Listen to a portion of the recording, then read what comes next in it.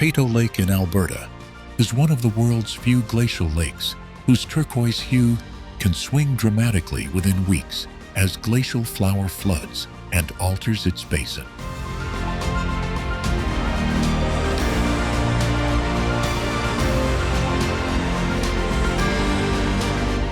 Do you know the Columbia Icefield in Alberta funnels meltwater toward 3 different oceans, making it one of the planet's rare triple continental watersheds?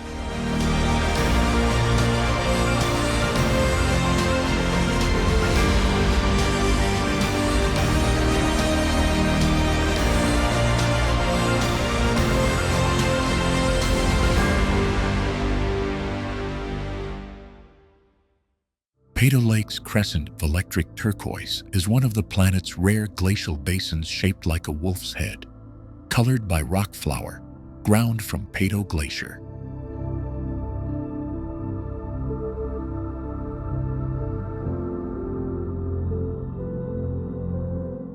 High on the Icefield's parkway, this mirror of liquid jade drains into the Mistaya River and changes hue with every melt season.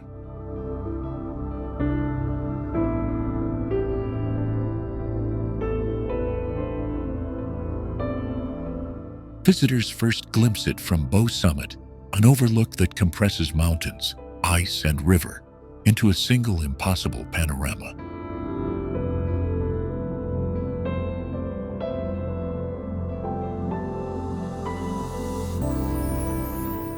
The angle makes the lake look almost painted, but the color is real and derived from microscopic silt that scatters sunlight.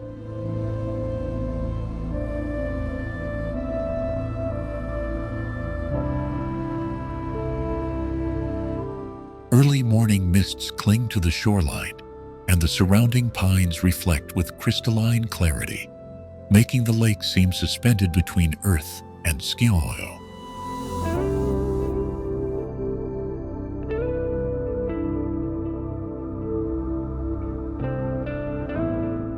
Wildlife, mountain goats, pikas, and occasionally grizzly tracks thread the talus below, reminding visitors this spectacle belongs to more than human eyes.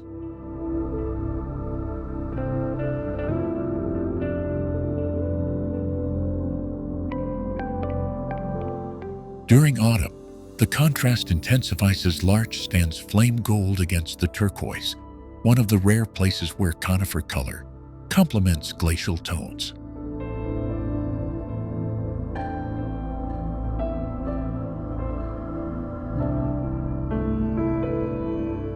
Photographers plan months around that brief window when light, weather, and migrating snow lines align to capture a perfect frame.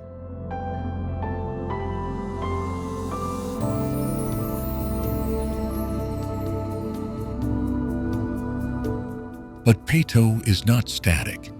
Seasonal surges push sediment downstream, altering both hue and shoreline in such cycles that Indigenous peoples long recognized as signs in the landscape.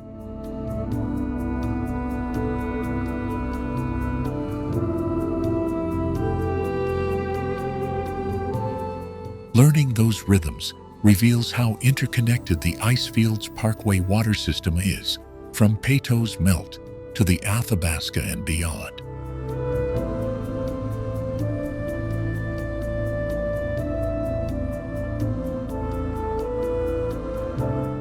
Follow the trail from the viewpoint, and a short scramble delivers quieter coves where ice-calved fragments slowly revolve before succumbing to the current.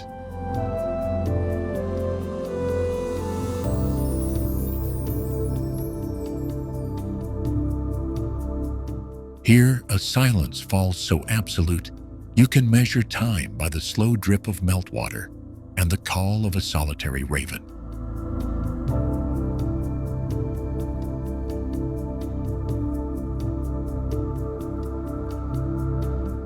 Scientists track Peyto's changing volume to understand glacier retreat across the Rockies, making this lake both a visual wonder and a barometer for climate shifts.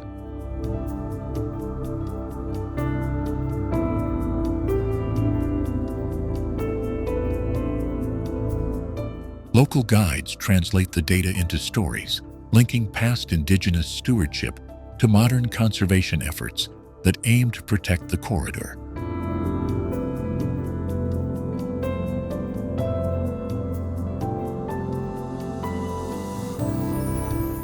From Peyto, the road descends toward Saskatchewan Crossing, and the river's journey hints at the next chapter of the Icefields Parkway's hydrological tale.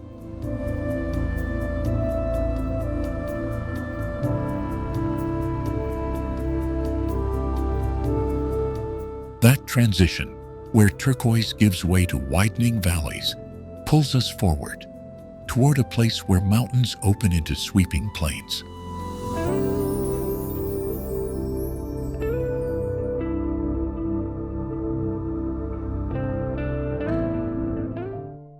Banff National Park in Alberta is the third oldest national park on Earth, established in 1885 after hot springs were discovered beneath the Canadian Rockies.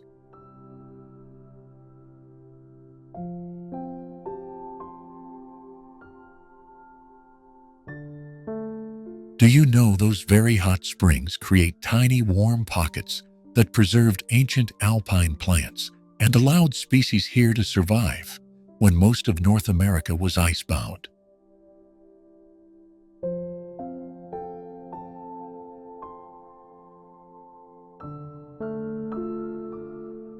The park is a painter's palette of glacial lakes like Lake Louise and Moraine Lake, their turquoise colors caused by microscopic rock flour carried in meltwater.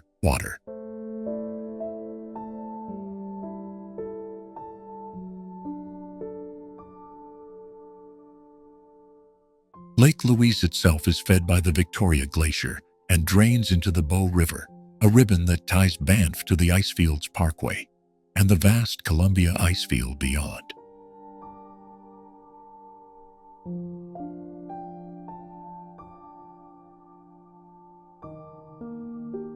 Drive the Icefields Parkway and the landscape stitches from emerald forests to stark blue ice, where ancient glaciers grind rock into the same dust that perfumes those lakes.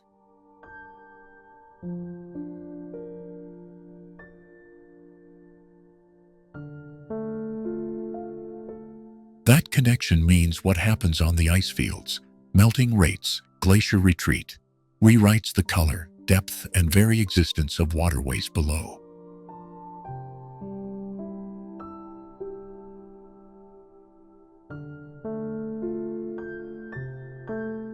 Hidden beneath the roads are engineered wildlife overpasses and underpasses, an unprecedented network that has reduced collisions and reknit migration routes for bears and elk.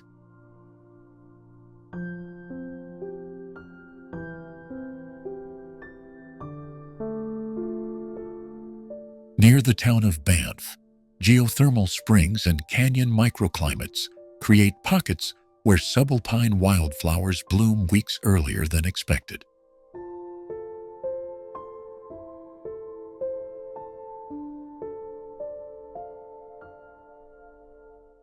The Banff Springs Hotel stands like a century-old sentinel, built beside limestone terraces carved by ancient rivers and fed by the same waters that lured early settlers.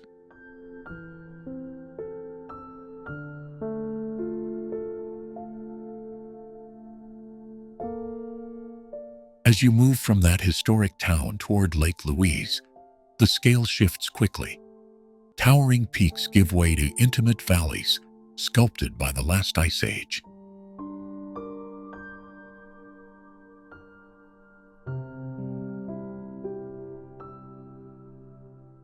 Scientists now use Banff as a living laboratory, tracking how melt patterns on the Columbia Icefield cascade downstream and alter fish habitats in the Bow River.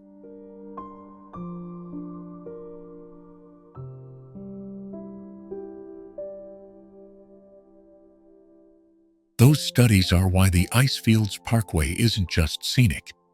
It's a longitudinal cross-section of climate change visible from the roadside.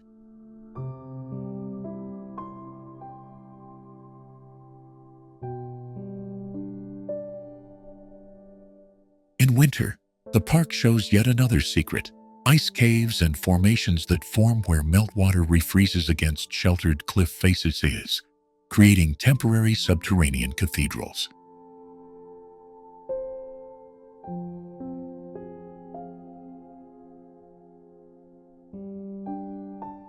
And every spring, the timing of thaw controls wildflower carpets, grizzly foraging, and the return of migratory birds along the same corridors tourists follow.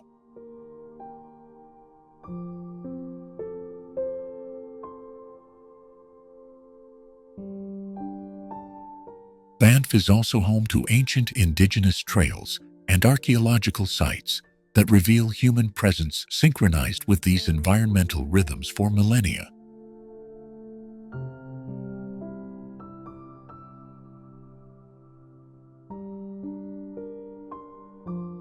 Those cultural threads link to nearby Jasper and the Columbia Icefield, binding places into a single ecological and human story stretching across the Rockies.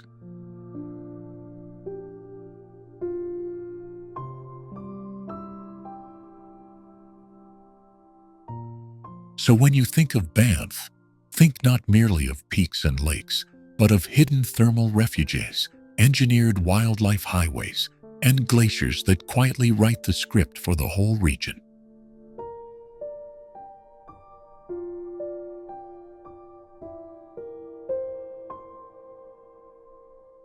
Each drop melting from the ice fields becomes the color of Lake Louise and the life in the Bow River, connecting Banff to a chain of wonders that is both fragile and astonishing.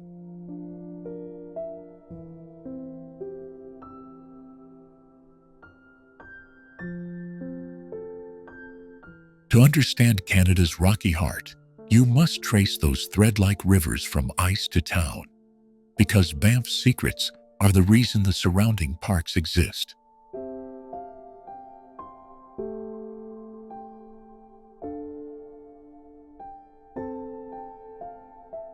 Stay with us as we follow the water, walk the wildlife crossings, and reveal the tiny miracles that make Banff a living, changing landscape.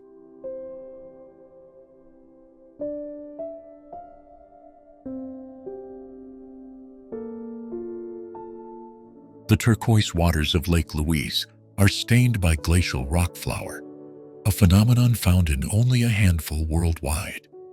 Do you know, Lake Louise was once called Ho Run Num Nai, named Lake of the Little Fishes by the Stoney Nakoda people.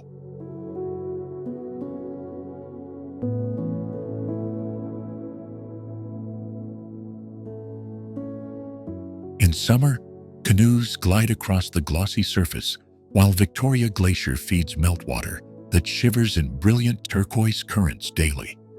Hikers step from lakeshore forests onto trails toward Lake Agnes and the Plain of Six Glaciers, each viewpoint revealing stories.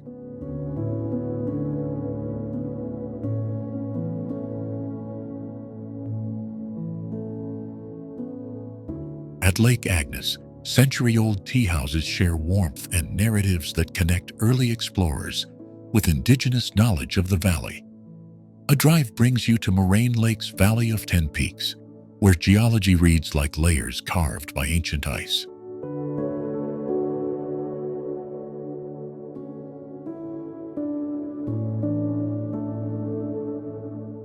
The chateau frames the lake, its stone silhouette recalling early railway-era tourism and offering a human scale to wild grandeur. Walk past the docks and the Bow River begins its long journey east, threading the story of meltwater through Banff.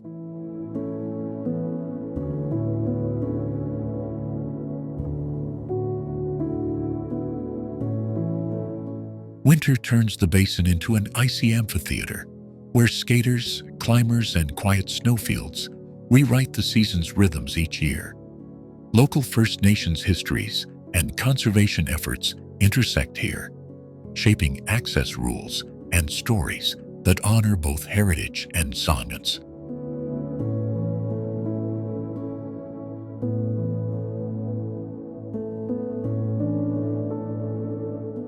Photographers chase light, waiting for the brief moments when peaks blush in copper and the water records each changing color.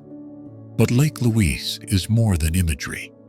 Scientists study sediment layers here to read past climates and predict glacier responses.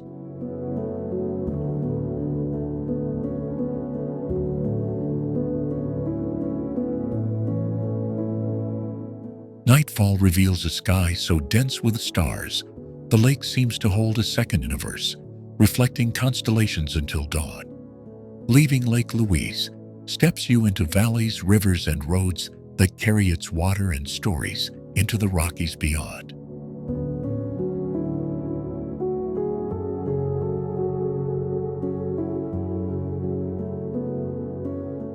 Stay with us, and you'll discover rituals, glaciers' subtle warnings, and the human choices that will determine Lake Louise's future.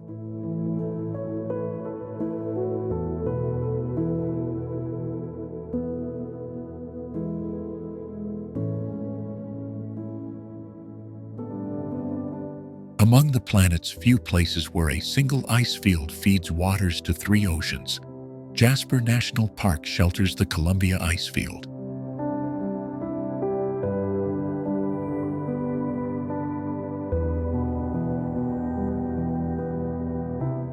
Do you know the Columbia Icefield sends meltwater toward the Arctic, Atlantic, and Pacific, carving the rivers that shape much of Western Canada?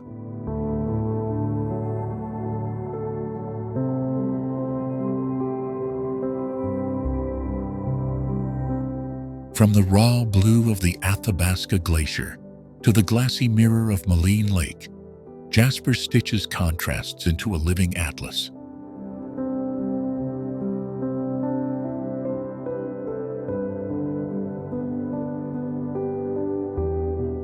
Follow the Icefield's parkway, and the landscape shifts so quickly that one bend can feel like a jump from Arctic tundra to alpine meadows.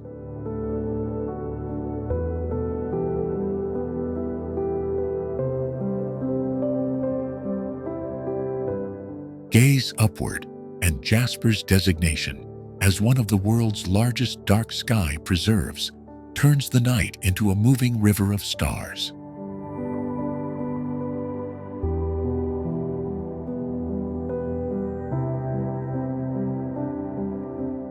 By day, elk and mountain goats pick their way along ridgelines, while grizzly and wolf territories overlap in the park's vast quiet.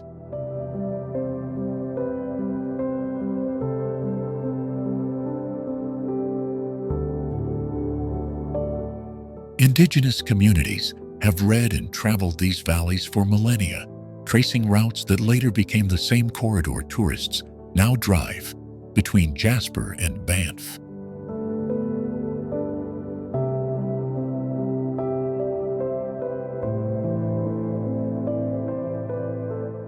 That human thread ties ancient knowledge to modern conservation efforts that protect both the glaciers and the caribou herds.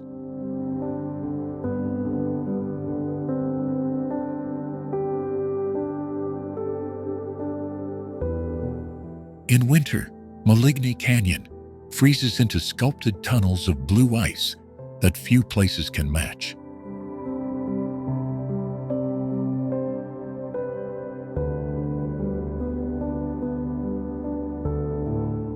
In summer, Maligne Lake frames Spirit Island, one of the most photographed spots in Canada, and a fragile jewel dependent on the park's glacial heartbeat.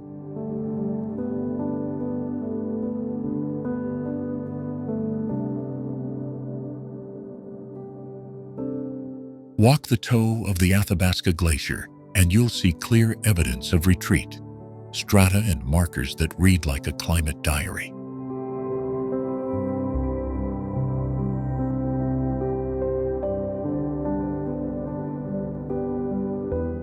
Jasper becomes a classroom where the ancient power of ice and the present pulse of climate change meet, urging visitors to watch, learn, and act.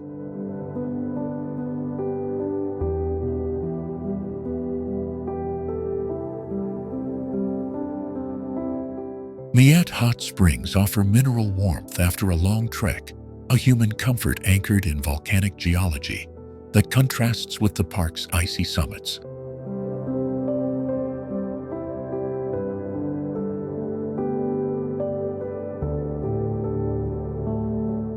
The town of Jasper itself is a small hub where rangers, indigenous guides, and astronomers exchange knowledge that deepens any visit.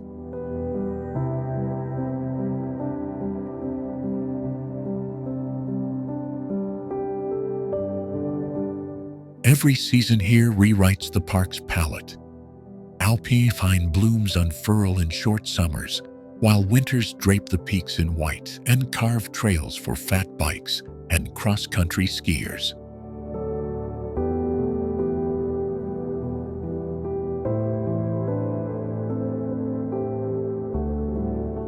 Follow a single ridge, and you can watch weather morph from sunlit clarity to a sudden mountain squall, proof that Jasper's beauty is not static, but fiercely alive.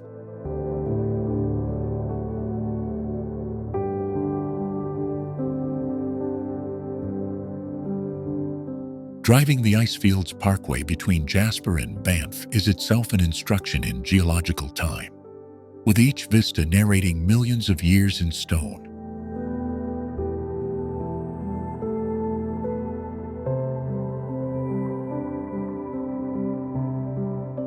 That's why Jasper isn't an isolated spectacle. It's a chapter in a continental story that continues southward, inviting travelers to trace the Rockies from glacier to valley.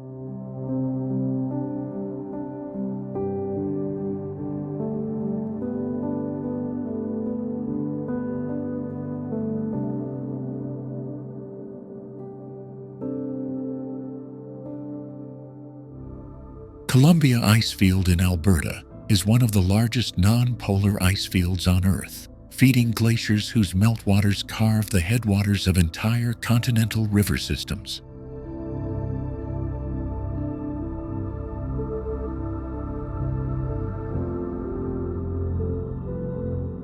Do you know the icefield drains into the Athabasca, Columbia, and North Saskatchewan river systems, sending water that will eventually reach the Arctic, Pacific, and Atlantic Oceans?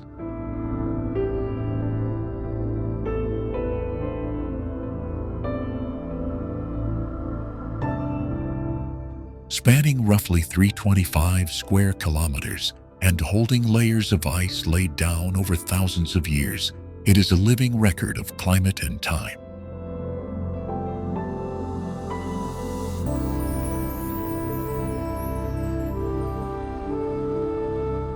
Visitors step onto the Athabasca Glacier and stand on ice that once sculpted continental landscapes, while researchers map how the field is retreating at rates that shock even veteran glaciologists.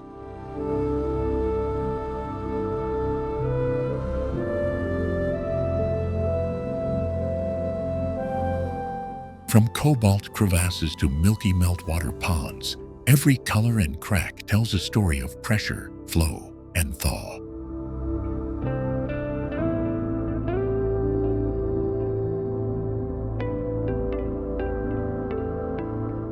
Beneath that serene surface, the ice groans, fracturing in sudden ice quakes and rearranging hidden drainage networks overnight.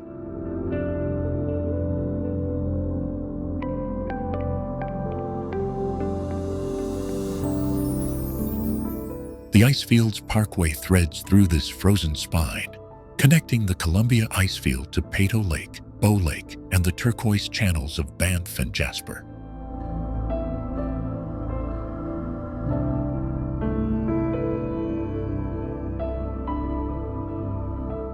Driving the road allows you to trace water's journey from high ice to emerald lakes, following the same currents. Indigenous peoples and early explorers used for travel and trade.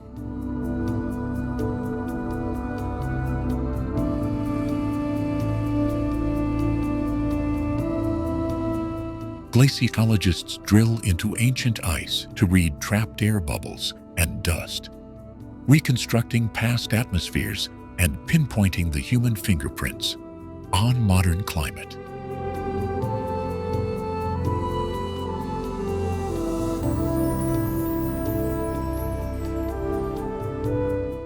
At the same time, Indigenous stewards and park scientists are weaving traditional knowledge with modern conservation to protect fragile waterways below.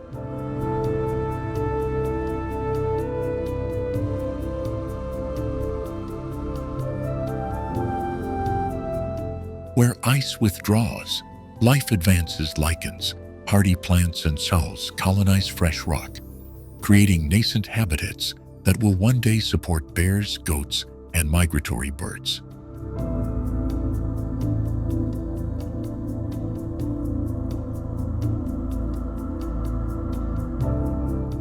Trace that ecological thread, and you see how the Columbia Icefield is not an isolated wonder, but the high-latitude heart of a living, connected landscape.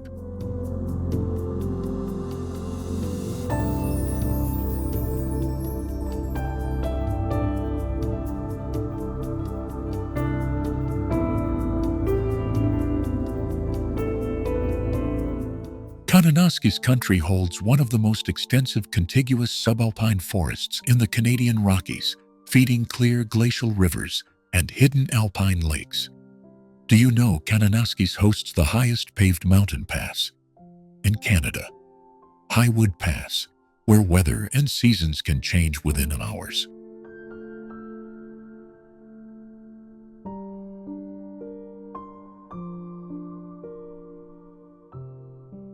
Trails here stitch together valleys and peaks, leading from the quiet shores of Lower Kananaskis Lake up to windswept ridgelines. Hikers following the legacy trails pass through Peyto Lake Provincial Park, where protected backcountry shelters guard century-old routes.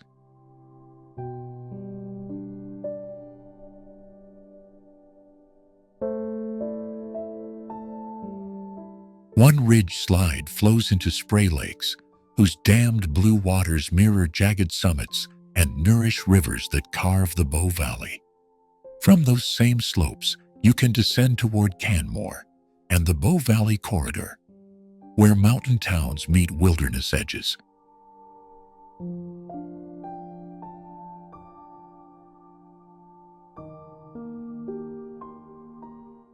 Wildlife moves unseen between these places. Bears, elk, and bighorn sheep use seasonal corridors that stretch from the Highwood into Elbow Valley. Conservation plans in Kananaskis aim to maintain those corridors, balancing recreation with policies that keep migration routes open.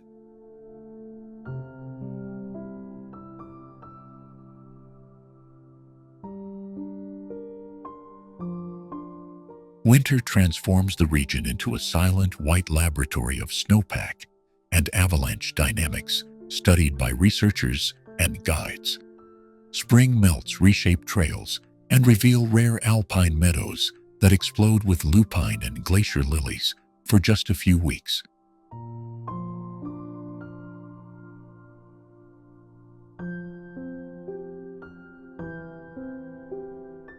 The Smith-Dorian Spray Trail threads alongside mountain rivers, connecting backcountry campgrounds to cascading waterfalls and hidden hot springs.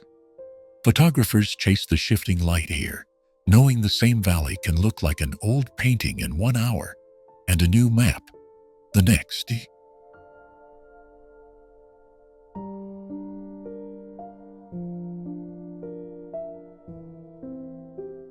Local voices, rangers, Indigenous stewards, and longtime outfitters tell how fire regimes and glaciers have rewritten the landscape over generations.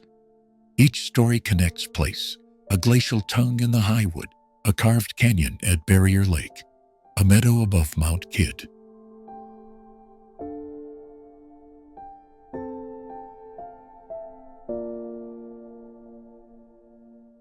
When you walk Kananaskis, you move through living geology, and every trail is a thread connecting ridgeline secrets to valley communities. The next segment will trace one of those threads from a mountain, pass into a hidden alpine basin few visitors ever see.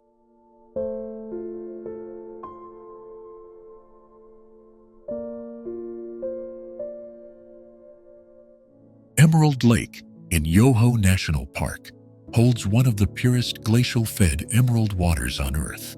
Its color, created by rock flour that scatters sunlight, unlike almost any other lake. Do you know that Emerald Lake's vivid hue changes subtly with the seasons and even the angle of the sun, turning from jade to sapphire in a single day?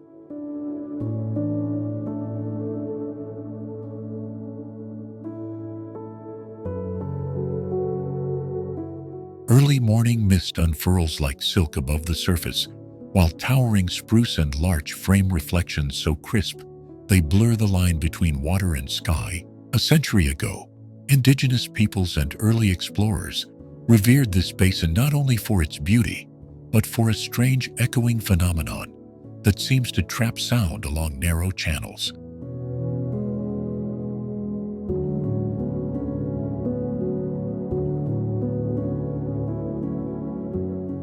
The lake's shore is a palimpsest of geology and history, where moraines left by vanishing glaciers meet hiking trails carved by generations of visitors.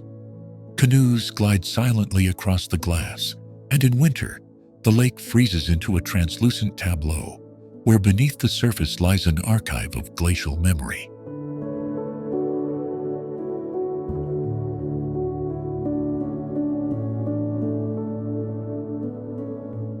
Photographers chase light here because every hour gifts a new portrait. Turquoise streaks, braided shadows, and the fleeting perfection of ice lines. But beyond images, Emerald Lake is a living classroom. Its water chemistry offers clues about upstream glaciers, climate shifts, and the tiny mineral particles that paint its color.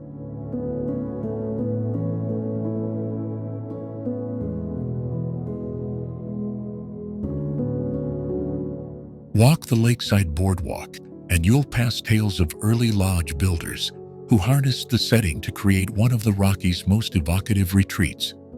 Each cabin and trail junction seems to whisper about the region's push and pull between conservation and tourism, where every visitor becomes part of the lake's continuing story.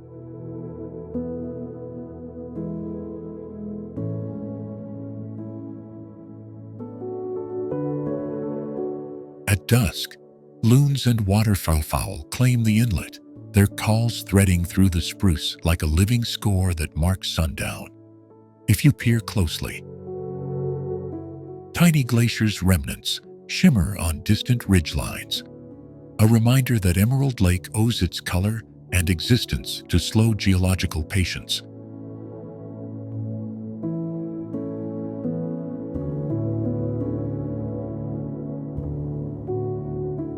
Scientists sample its depths to read a slow-motion record of environmental change, while artists try to translate that precise emerald into pigment and memory. And if you follow the upstream creek that feeds the lake, it will lead you into a narrow valley where waterfalls roar and the source of the rock flower becomes visible.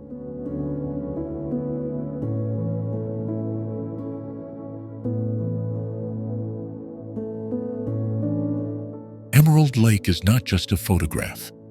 It's a sensory immersion where sunlight, mineral, and motion combine to create a phenomenon that challenges simple description. Stay here long enough, and you'll begin to hear the lake's hidden language, the shift of pebbles under ice, the millimeter migration of shorelines, the slow drip of meltwater.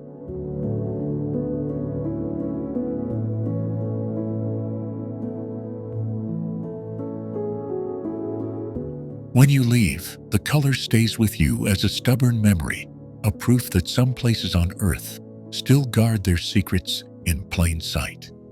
In the next segment, we'll trace the creek that feeds Emerald Lake and uncover the tiny forces that make this jewel of Alberta glimmer.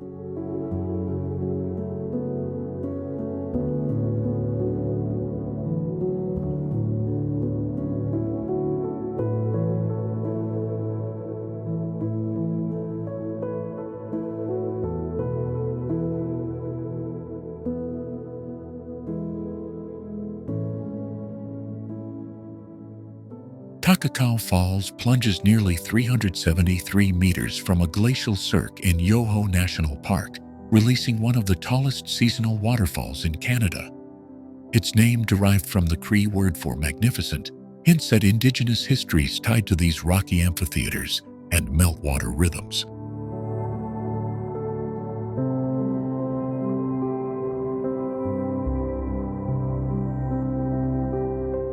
In early summer, thawing snowpack swells the falls into a thunderous column, sending fine spray that paints rainbows across the valley floor.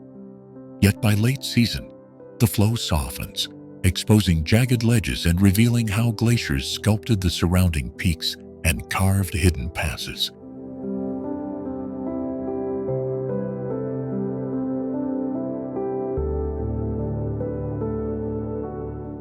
A short trail from the parking area brings visitors to viewing platforms where the thunder and mist rearrange perception of scale with Oistul, making cliffs feel both immense and intimate. Photographers chase the fleeting light through alpine meadows, while naturalists listen for mountain goats echoing on high ledges above the spray.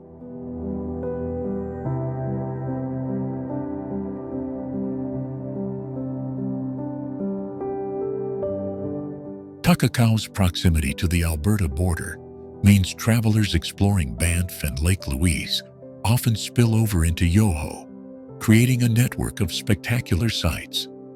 From the falls, you can trace the line of the Waputtik Icefield, following the same ancient watercourse that sustains emerald lakes downstream.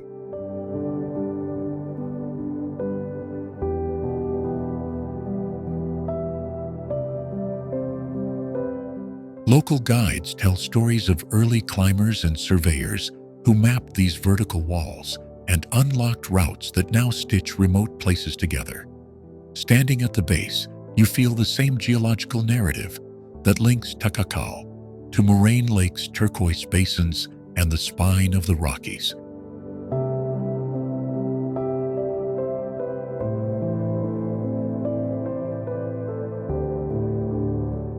Respecting its seasonal fluctuations is crucial because paths can vanish under spring torrents and ice can sculpt deceptive footholds in shoulder seasons.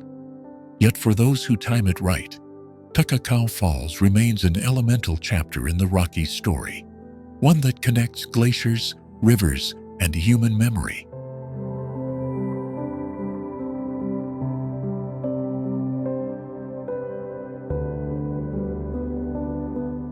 Park rangers often share safety tips and stories that deepen visitors' connection, leave no trace, and carry memories that ripple through summer valleys.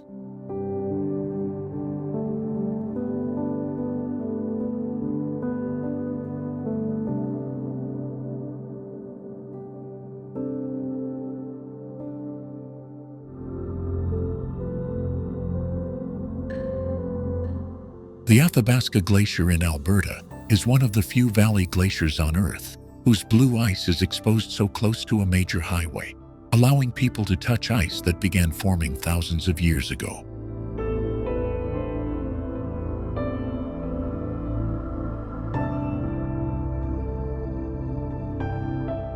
Do you know the Athabasca Glacier is the most accessible face of the vast Columbia Icefield? And yet it conceals layered records of ancient winters pressed into the ice.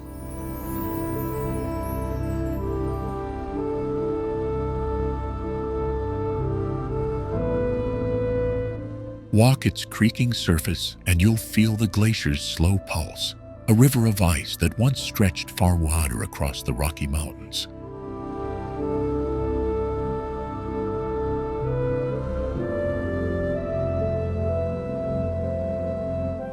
Scientists have measured its retreat in human lifetimes, transforming landscapes and reshaping the streams that sustain prairies and forests downstream.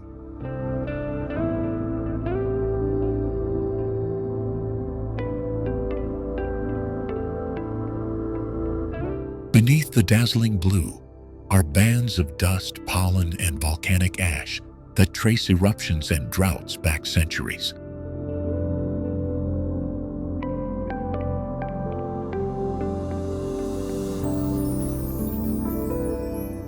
These frozen strata are time capsules, giving climatologists clues about how climate shifted long before instruments existed.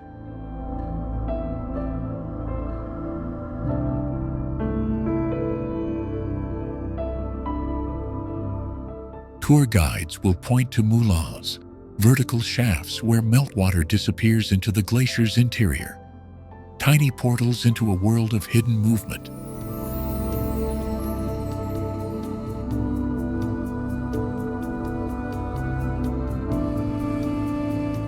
Crevasses open like seams in the ice, bearing witness to forces that grind and sculpt the glacier day after day.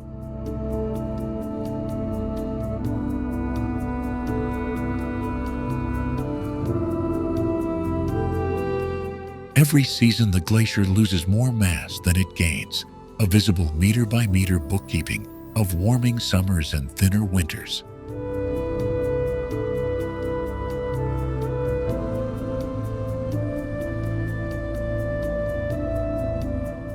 That loss doesn't just change pictures, it rewires river timing, alters habitat downstream, and forces communities to rethink water futures.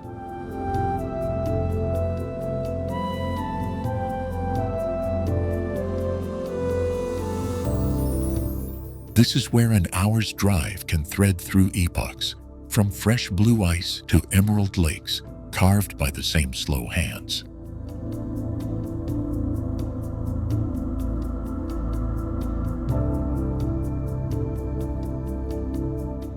If you follow the Icefields Parkway beyond the Athabasca Snout, you'll cross moraines bearing the glacier's fingerprints and find interpretive plaques that chart its century of retreat.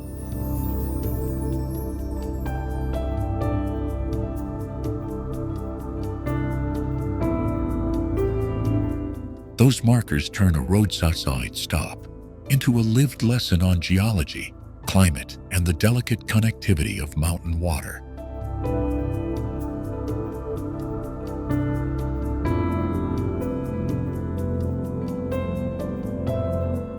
In winter, the glacier becomes a static crystal cathedral.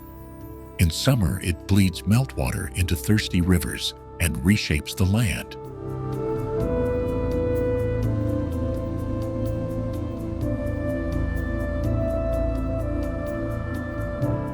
Both states tell the same story.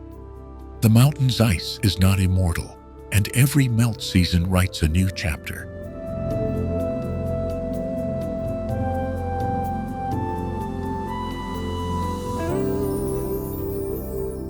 So when you next see a postcard of impossibly blue ice, remember, it is not just a photograph, but a ledger of change stretching from Athabasca's heart to the lowlands below.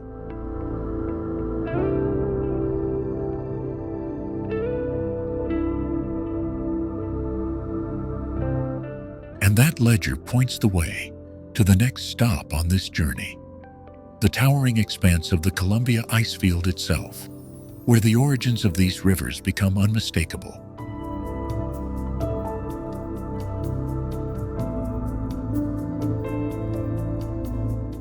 Writing on Stone Provincial Park preserves one of the densest, most complete collections of Indigenous rock art found on the North American plains.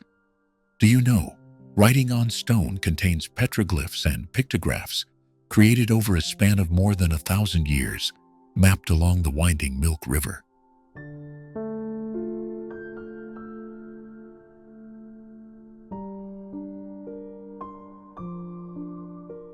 These images, etched and painted on sandstone cliffs, record stories of migration, ceremony, and celestial events that modern science is still decoding.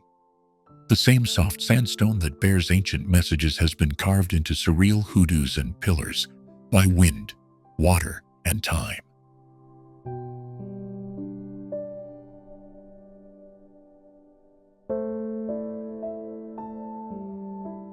Look closer, and you can see how Indigenous artists used natural pigments and the rock's grain to make figures that seem to move with the light.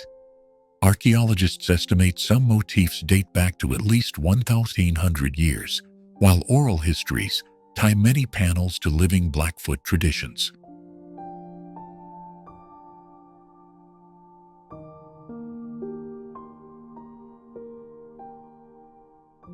This place is both archive and cathedral, a cultural library sheltered within a dramatic Badlands landscape that few tourists expect to find in Alberta.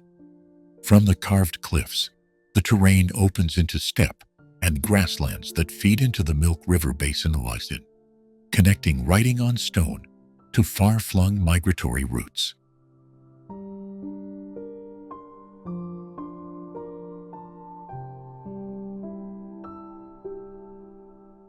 Follow the river's path, and you trace ancient travel corridors that link this park to sites across what is now southern Alberta and into Montana. Those same corridors explain why petroglyph styles and motifs appear in distant places, signaling a network of shared knowledge and exchange.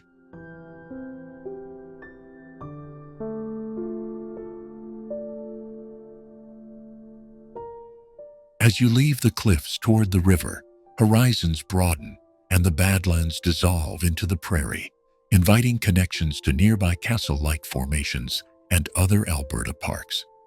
That landscape continuity is a reminder that writing on stone is both unique and part of a larger cultural and geological tapestry across the province.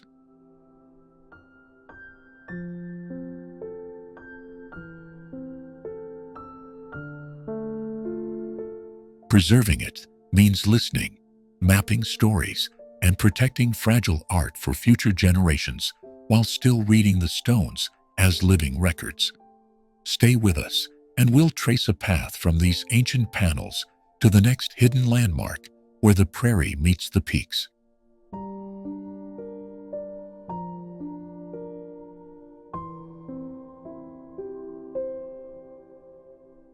You will discover how a single river carved not only the rocks, but the human stories that continue to shape Alberta's identity. Next, we'll follow that river's memory upstream to discover another hidden wonder where geology and culture collide.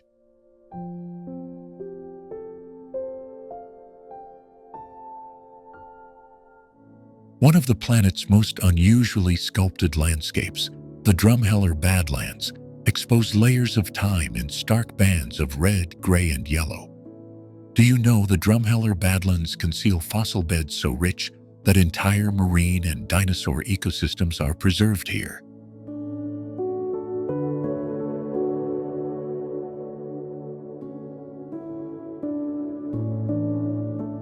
Wind and water have carved surreal hoodoos, tall pillars topped with resistant capstones that seem to defy gravity and patience. These stone sentinels rise above the dry coulees like frozen waves of sediment from an ancient inland sea.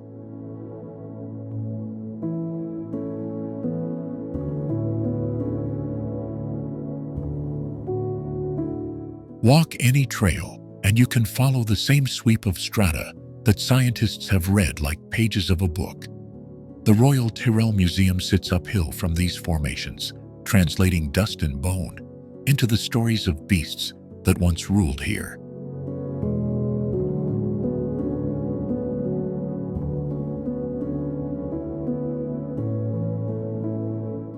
A single fossil bed, discovered in the Red Deer River Valley, has rewritten chapters of paleontology more than once. Quarter-million-year-old teeth, vertebrae, and skull fragments tell of sudden disasters, shifting shorelines, and evolution under pressure.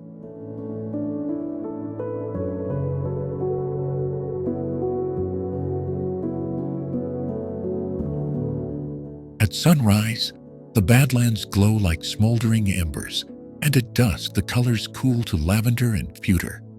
Photographers and scientists arrive early, chasing light and the ephemeral shadows that reveal hidden textures.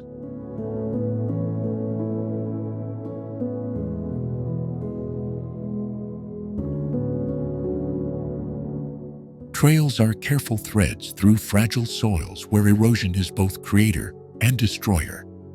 Interpretive signs mark where explorers found key specimens and where the river continues to expose new secrets.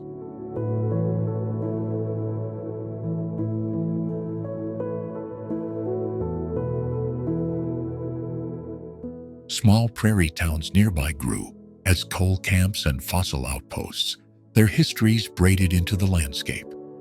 Locals point the curious toward natural amphitheaters and abandoned mines that echo the region's industrial past.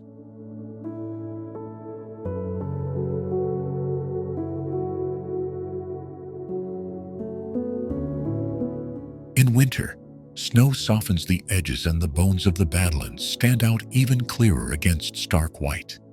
In summer, heat ripples over the coulees and prairie grasses cling to the most tenacious soil.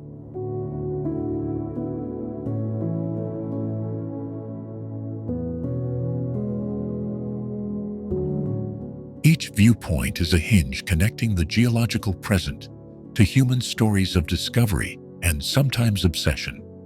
From hoodoo to museum to riverbank, one place leads naturally to the next, making the Drumheller Badlands a linked cathedral of time.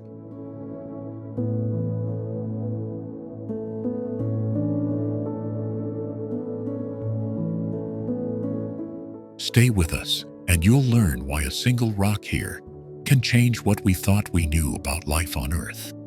Up next, we follow the Red Deer River downstream to where the next set of secrets waits, carved into the valley floor.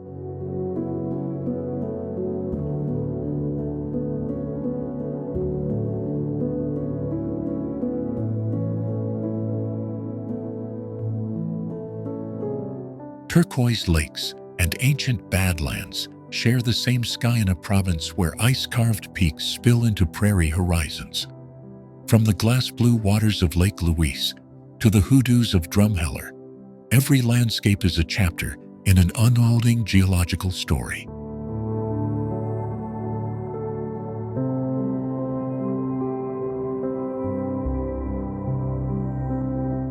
We followed the Icefields Parkway where glaciers breathe life into emerald rivers and kept driving until the roar of waterfalls gave way to silent, fossil-rich badlands. In Jasper, we felt the scale of the Rockies, and in Drumheller, we touched bones that rewrote our understanding of life on Earth.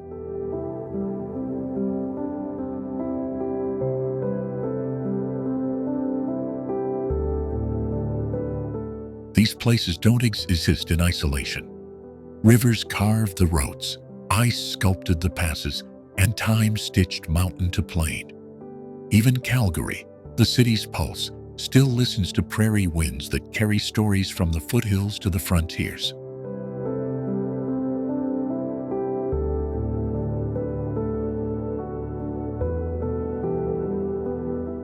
Waterton's cross-border Peace Park reminds us that boundaries on maps are small compared to geological time. And in the far north, boreal forests and the prairie's edge fold into vast skies where auroras write light across winter nights.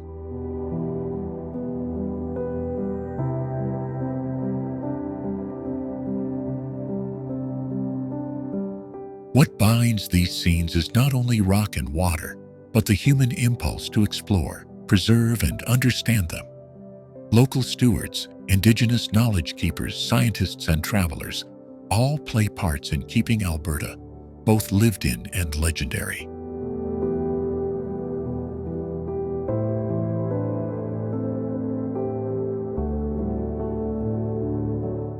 As we close this journey, the final truth is simple.